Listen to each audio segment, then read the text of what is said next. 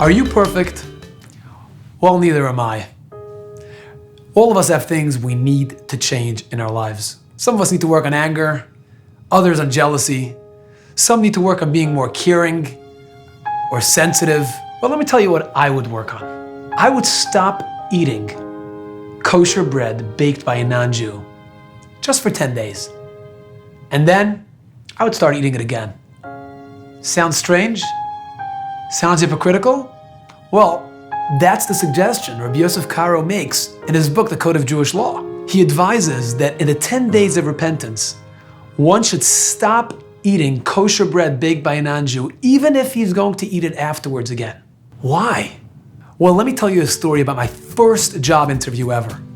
I applied for a job as an assistant rabbi, and I was scheduled to meet the rabbi of the congregation in the Jerusalem Plaza Hotel at 2 o'clock in the afternoon. My wife and I arrive 1:55. We take a seat on one of the couches in the lobby and we're waiting and waiting and waiting and waiting. By 2:30, he didn't show up yet.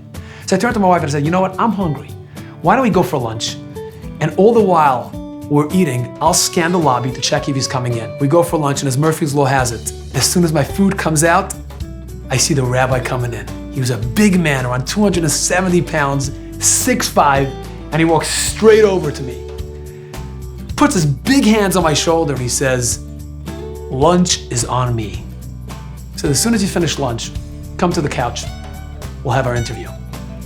Nervously, my wife and I finish within 3 minutes, and we walk over to the couch, we sit down, and the rabbi poses his very first question. He asks me, where is your tie? My tie, I say? I don't wear a tie. The rabbi looks at me and says, do you mean to tell me that you came to this interview trying to impress me and you didn't put on a tie? For 3 minutes, the rabbi admonishes me like no one has ever admonished me before. And I turned to my wife and I was looking for some emotional support, and she was just as confused as I was. Then the rabbi turns to me and he says, look, I really like you. I paid for your lunch. Let me teach you a lesson that I hope you'll remember for the rest of your career. Never show up to an interview that's important to you without a tie. For 6 months, I couldn't forgive that rabbi, but in the long run, I realized that he taught me a valuable lesson. Never again did I ever show up to an important meeting without wearing my tie. It's the tie, the inessential piece of clothing. You don't need a tie to cover your body.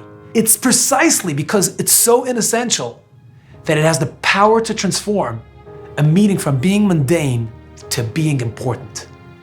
It's the small, seemingly insignificant acts of change that you can implement in your life that will show God that you care about the relationship, that that relationship is important to you. We're now getting closer to our meeting with God. The meeting in which we're going to ask God to give us life another year. What are you going to do to show God that you care about this relationship?